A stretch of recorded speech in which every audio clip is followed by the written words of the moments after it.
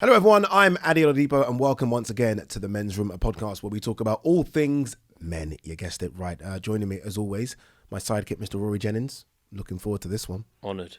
This one should be very fun because this one is all about masculinity. Interesting subject. I think you might like this one. It taps into very much who I am. This is my raison d'etre. This is you, innit? This is you, yeah. This rugged and manly. Yeah. Oh, really? Yeah. Yeah. Well, compared to the average fella now, I am. You think so? Definitely. Well, we'll find out because I think the guy that we're going to speak to now might just have a different viewpoint on that after about 40 minutes. Let's welcome in Jack Irwin, a man who wrote a fantastic book called Surviving Modern Masculinity. Jack, really appreciate it coming on. This is an interesting subject because I've been following a guy that I'm probably sure you've heard of called Jordan Peterson. Oh, yes. Yep. Yes, yeah. And he's very much into sort of men just being men. And I've been listening to him for the last sort of 4 or 5 years, and I find him fascinating. Yeah, I mean, I think that's an interesting viewpoint he has. I'm very much kind of from the opposite thought, which is that we don't really need to be men so much anymore. Ooh. And I'm all for men kind of being men, doing what you want to feel masculine. But I think ultimately there is kind of we will probably get into this, some sort of toxicity associated with a lot of modern masculinity. And I think it's causing a great deal of harm to men and to women, to everyone, truly. We can look at rates of, take a look at suicide rates, the difference between men and women.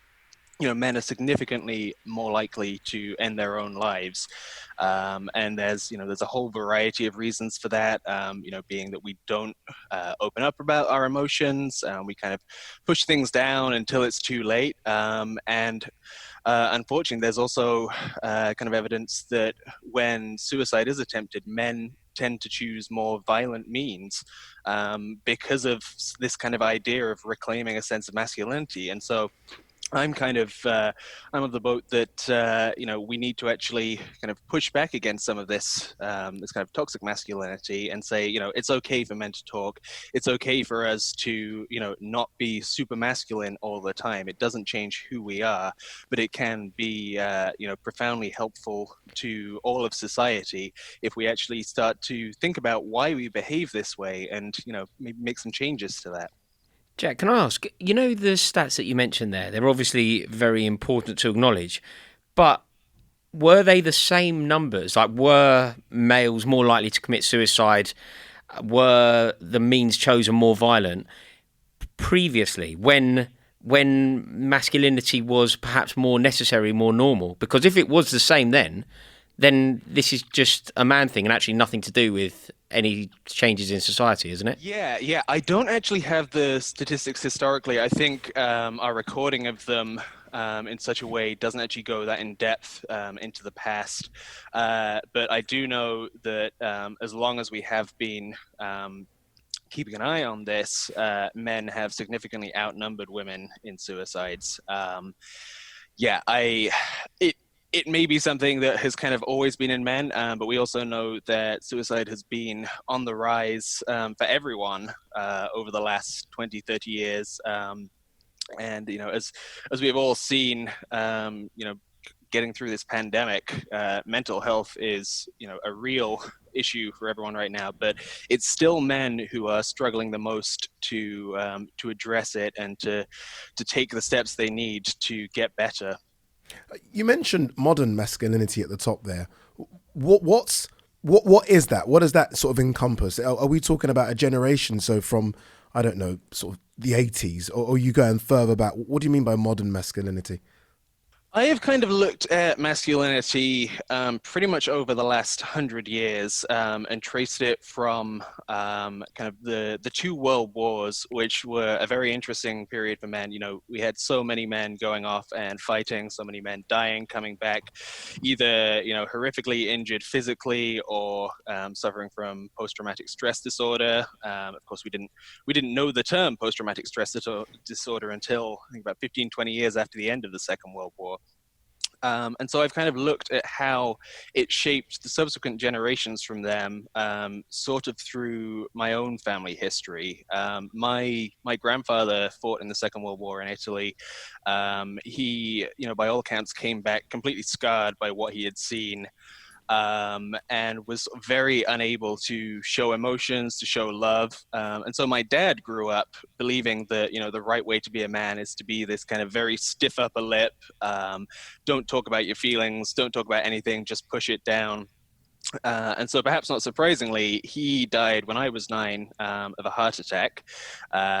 In the weeks that followed, the post mortem revealed that he had scar tissue on his heart from previous heart attacks, and we had found over the counter angina medication in one of his jacket pockets, which none of us, not his kids, not my mum, knew anything about. So it became clear that he had kind of been self-medicating for some sort of heart issues, but never went to see a doctor about it, never opened up to any of his family about it, because he just thought the right thing to do was, get on with it, not seek help. And so obviously that in its own way had a kind of profound effect on me growing up. Like I said, I was 9 when he died. And for the longest time, I kind of embodied a lot of how he had been raised. I thought, like, I don't need to talk about this. It's fine. My dad's dead, whatever. Just get on with it. And it was only kind of like later in my teens, early 20s, when I was going through a pretty rough period of depression, and I started to actually talk about this with some friends and how I was feeling. And I realized, oh, this is crazy. Why am I pushing all of this stuff down? Why am I unable to talk about these things? Like, it's clearly had a massive effect on me. So I started to kind of look into, masculinity a bit more then. That's when I started writing my book. And it just became apparent that generations over generations, particularly in the wake of the 2 world wars, had really kind of been taught to repress their emotions, and just, be a man. And I wanted to kind of challenge that. But yeah, I think generationally, it's a huge change. What my dad thought was a man, and now what I think is a man today, after kind of having re-examined some of this, are very different. And yeah, I would say I have noticed a real change in masculinity kind of in the 20 years since my dad died, both in how I process things, and I think how we deal with things in a society. When I was that age and after it happened, there wasn't any kind of counseling offered through my school, no mention of therapy. I don't think we knew anyone who had had therapy at that time. And so we think, masculinity and mental health, we made great leaps in both of those. And now it's not so much of a stigma for men to talk about getting help, for seeing a therapist. And so I think we are kind of entering a new age in that respect. But we also have the pushback from that, which is some men saying, okay, like, if this is what these men are going to do, I am going to take it so far in the opposite direction. I'm going to be hyper masculine. I'm going to embody all of those kind of ideals of violence, and toxic masculinity, because I don't know. It's whenever you get any kind of social progress, there does tend to be a backlash against it. So I think we're seeing masculinity kind of going in 2 directions right now. And one is, can't both coexist, Jack? Can't both coexist? Obviously, not the violence, obviously, but so you get those hyper masculine men, but you also get men that are okay and happy to talk about therapy and mental health, and with I'm that, not here then to tell any man how to live his life. And I think, if you want to be a manly man, go for it. I just think you need to be conscious of any harm you may be causing anyone else. with that, I was going to ask you about the phrase "man up." It's something that I remember in school. 20 years ago. PE, whatever. You'd actually hear the PE teacher say "man up." It was a phrase. Do you think that phrase still has a place in society? Do you think it's a phrase that some men still need to hear? I don't think it is. I think it's, as you say, it's something that we're told from a very early age, and I think it has a pretty strong effect on us. And it's often kind of used to, silence crying children, say, boys don't cry, man up. And I think, trying to push this idea of masculinity on boys and young men is part of why we have a kind of society where men do feel unable to open up, and why they feel like the correct response to fears or anxieties is to react in violent ways. So it's kind of, yeah, I don't really like the phrase. I think, it maybe served a purpose 20, 30 years ago when we didn't give too much consideration about what it was doing to the people we told it to. But I'm kind of, sure, man up, but again, I think we need to talk about the harm that causes and the kind of the false ideals of masculinity that it tends to embody, because you can be a man, but like I say, you don't need to be a bad man, you don't need to be violent, you don't need to be abusive, and that's. But nobody's saying that you do. You're putting violence and abuse into masculinity. You're just equating masculinity with violence. Nobody else is doing that. Toxic masculinity, definitely. And again, you look at rates of domestic violence, and yes, men are victims of that too. But most of the perpetrators of domestic violence do tend to be men. I think females can protect, but I'd tell you now, if I'm in the house with my partner and someone breaks the door down, I'm not looking at my partner and saying it's time for you to go downstairs and check the door. I'm going downstairs and checking the door. So I think that there are some roles that I think, look, and that, again, here, understand me, I'm definitely not saying that women can't protect the household, but as a man, I'd like to feel that that's my role and that's my duty. And I do sometimes feel like they can cross over, and that can be quite dangerous. Yeah, and I'm not standing in the way of anyone who wants to feel that their place as a man is to be the protector or the provider, but also who is likely to be breaking into your home? Do you think? Do you think it's a man? Do you think it's a woman? Yeah. And so that's kind of what I'm talking about. And like I say, it's kind of the toxic side of masculinity versus just plain old masculinity, which is fine. I think there are so many kind of masculine ideals like bravery and courage and strength, which are fantastic. I think every man should try and embody those if he wishes. But I think all too often thinking becomes twisted, and it turns into, I need to be dominant over more marginalized people. Would you say that the rise of feminism has created an equal rise in toxic masculinity, where as females have become more, they might say, on an equal playing field with men, that somehow some other men are thinking, okay, we don't want to be on this equal playing field, we're now going to go up another level? Would you say that one sort of increased the other? Yes and no. I think there are definitely men who have reacted to the rise of feminism that way. They feel under threat. They feel that their role, as a provider and the protector is no longer viable. And so understandably, I think a lot of men kind of push back against feminism because they start to think, oh, there is no place for me in the world. But I think the flip side of that is you have a lot of men who are listening to what women, and particularly feminists, are saying, and particularly in regards to, opening up a bit more to maybe softening, becoming a little bit gentler, and seeing that this can actually open up a whole world of opportunities for them. Your role to your family is whatever you want it to be and whatever you and your partner agree upon. But I think, you can be a fantastic dad who brings in the income for the family and take care of them that way. But I think a lot of men, as feminism has become a kind of stronger movement, as we have seen more and more women in the workplace, and particularly in positions of power in the workplace, more and more men have realized, maybe I don't have to be in these same positions as maybe my father was. Maybe I can be at home with the family more and kind of be more hands-on in that respect. So I think you have some who are going to take feminism as a threat, and you have others who are going to take it as an opportunity. So again, it's kind of, there's these two lines of masculinity. And I think, some men do view it as a threat. I personally don't. I think it can be a really wonderful thing for society. I personally would love to be, the primary child carer, for instance. I think that would be a fantastic role to take on. And I say this as someone whose wife makes significantly more money than him. So, maybe that's just kind of the natural order of things for me. Have you noticed a difference in masculinity in, say, Europe and the US, as opposed to maybe sort of Asia and Africa, where there is still much this men are men and women are women? Yeah, I haven't done too much study on international masculinity. I've mostly focused on the West, and particularly the UK, the US and Canada, where I'm now living.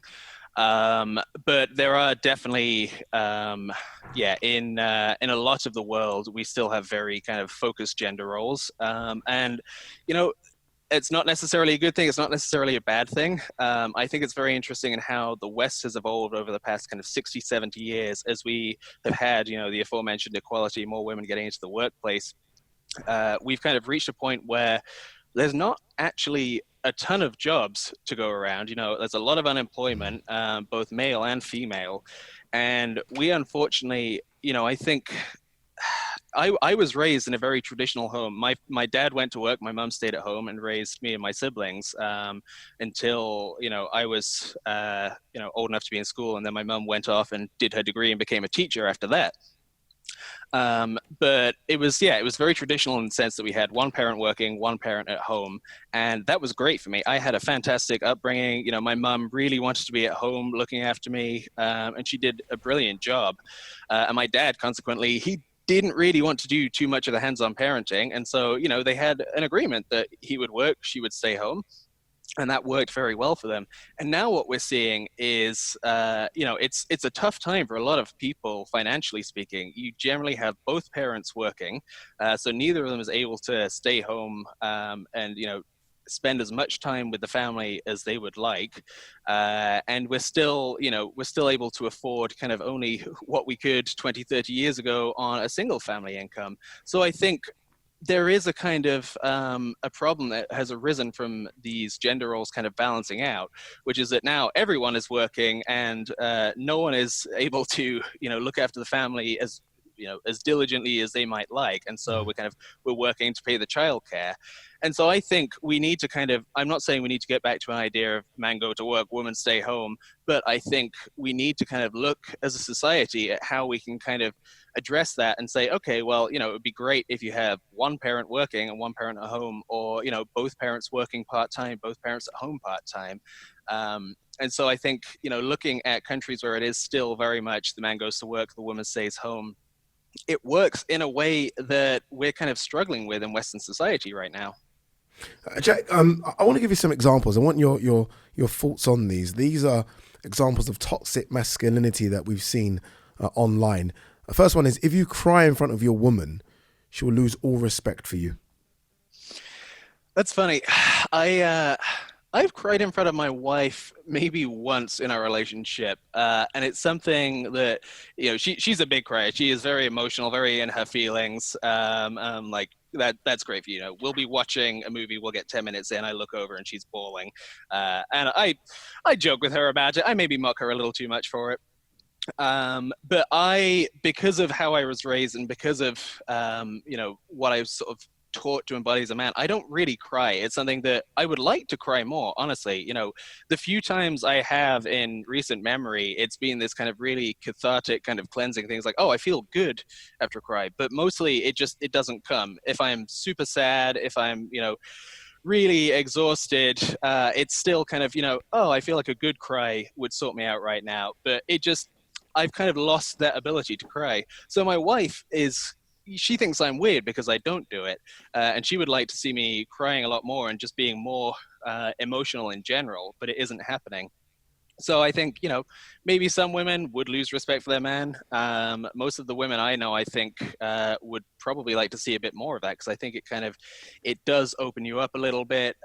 It makes you just a bit more accessible. And, ultimately, in, these heterosexual relationships, time and again, what I hear is that women would like to, get inside their partner's minds a bit more and kind of know what's going on. And that was, it was a big bugbear amongst my parents. My mum had no idea what my dad was thinking ever. She would ask him and he'd just say, oh, fine. Right up until the day he died. So I think, I think some women may lose respect for you if you cry. I think the vast majority would actually see it as quite an endearing thing. Can I ask you, this is more of a personal question. Do you think there is a man's role? So within not just society, but within the household, is there a man's role? I don't know that there is. I think that everyone has a role to play, and I think the division of labor in our household. My wife will do all of the laundry, for instance. I tend to do pretty much all of the cooking. I love cooking. She doesn't mind doing the laundry in the way that I do, and so it's kind of those would both have been kind of traditional women's roles. We sort of divided it up a bit again because we both work. You have to kind of take on these things. I personally think a man's role is, it can be whatever he wants to be, as long as there is a kind of level of understanding with him and, whoever his partner may be. I think it's fine to say, all right, I'm going to go out, I'm going to work, I'm going to bring home the money, you can stay home with the kids. But I think that does need to be agreed so there's no resentment amongst you. But I think in modern society, everyone is working, women, men, and so I think we need to step away from this idea that there is kind of one set role based on your gender or your sex, because I think everyone unfortunately needs to kind of step up and do everything, and it means that everyone is kind of quite overworked at the moment. But as I have always thought, I think we need to take this opportunity with more women earning more money, and in a case like mine where my wife is the main household earner, I need to step back and say, okay, like, you're making more money than me, you're probably going to continue making more money than me. You can, take care of that side of things a bit more. I'll do a bit more around the house. I don't feel emasculated because of that. I'm just kind of, I'm happy that we are able to make it work, that we don't have to worry too much about, getting food on the table. And for me, that's a much bigger thing in my life than am I being a man right now? It's, are we surviving? Are we content and happy together? Interesting to hear there from Jack Owen. Different viewpoint, I think it's fair to say, from yours. Yeah, I mean, certainly not the way that I view society at all. I mean, generally speaking, I think you mentioned Jordan Peterson at the beginning of the piece. I would subscribe to that. Yeah, I would subscribe to that. Yeah. If you've got a relationship where you both go to work, like my wife goes to work, got absolutely, that's fine. But I also do believe that there are traditional roles, and there's also that's a traditional. What I was going to ask you, because I asked him about sort of, is there still a place for men's roles and females, or sort of women's roles, and he said, kind of not. Yeah, I think there are. Yeah, I think there are. There certainly is in my house. There certainly is. There's certain things that it's not about the will to do; it's about the skill to do. I'm terrible at the things that would naturally fall under my wife's jurisdiction. Such as if Clementine, my daughter, needs something at 2 a.m. You can do that though. No, I can't. Clementine, I can't. I don't. I honestly, it sounds ridiculous. Firstly, Clementine will demand her mum. So if I go in there, it's only going to cause mayhem. But equally, I can't do a lot of that stuff. That tender. Sorry to cut quick. Can I ask you your view on feminism then? Yeah, I'm a full supporter of feminism. Okay. But it's not something I think about on a particular regular basis. I mean, my wife would certainly identify as a feminist. Yeah. She would certainly identify as a feminist. Yeah. I mean, also my life. I was brought up by my mum and my gran together. And I now live with my wife and my daughter together. I've only ever lived with women. I've never lived with a man. That's interesting you say that, because that's me as well. And that's why I feel like there are particular roles. I've always felt that I was quite, and I was accused of this actually, as being quite soft. Yeah, I was always very soft as a youngster. I was brought up by just ladies. Very soft. But I think I adopted a slightly more brash exterior, perhaps because as of a that? reaction. Yeah. Because as a consequence of that. Yeah. Living with a mother and a grandmother, like, don't get me wrong, we're living in a flat on Kilburn High Road, a mile in the sky, me, my mum, my nan. My mum and my nan certainly had a bit about them. They didn't need a protector. But I say when I got to 15, 16, I was very aware, man of the house sort of thing.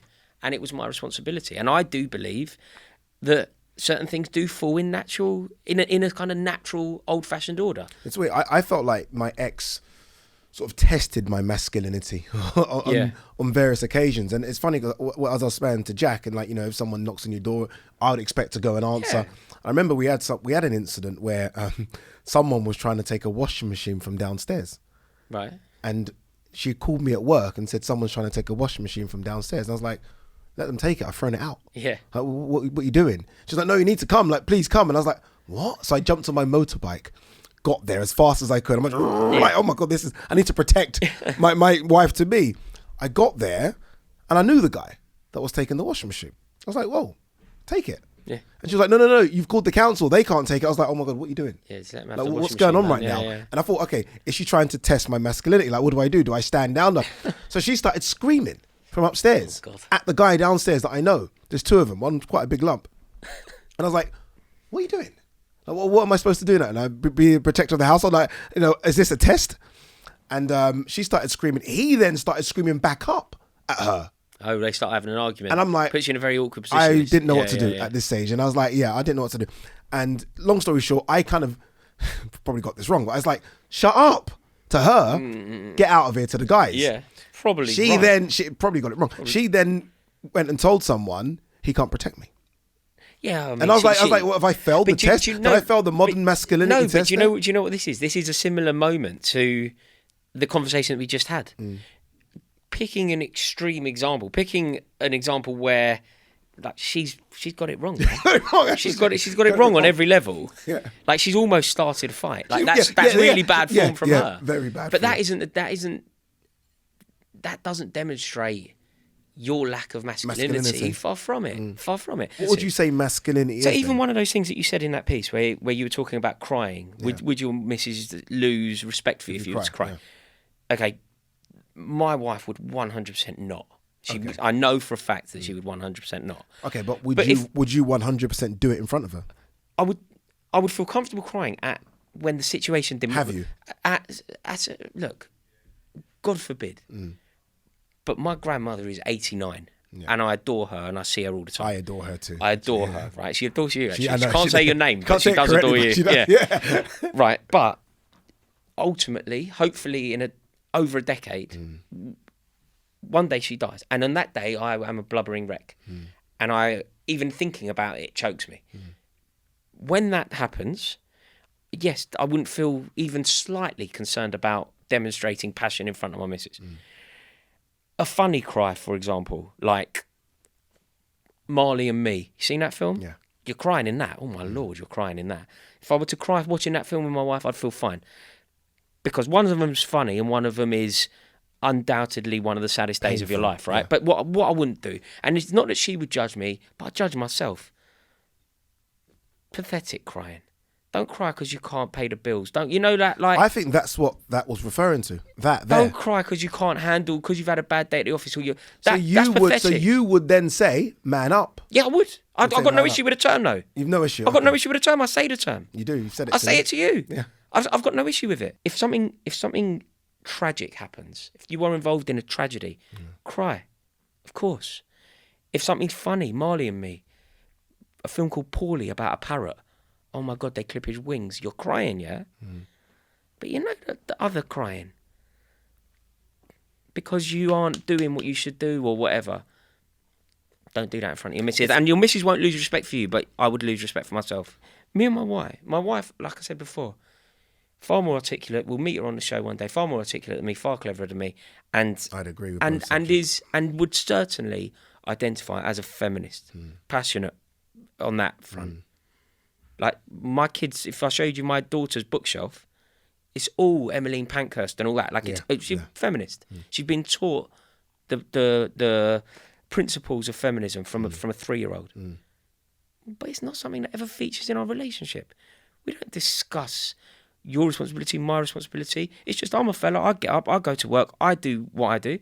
She takes various contracts. So at the moment, she's getting up, she's going to work as well. But I have certain things that I fulfil in the house. And so does she. But it doesn't need to be this mad discussion where everybody's trying to like understand men and do we need to have a conversation about what our responsibilities are and I don't want to stand in your way because you want to go, just go to work, man. Just shut up and go to work. And man up and pull yourself together. Man up and pull yourself together, indeed. Well said, Mr. Rory Jennings. We've got loads more episodes coming, so make sure you do stay tuned. Make sure as well you download this podcast from wherever you download your podcast from, whether it be Spotify or Apple. Rory, as always, thank you very much. I need to get more woke. Yeah. Well, we are in the right area, Hackney Wick. Stay around here. Stay around here, and there's a lot of woke places. I know, I've got the statement socks on as well. That helps, doesn't it? Get me a flat white and a MacBook, and I'll be away. You will be away indeed. Thanks again.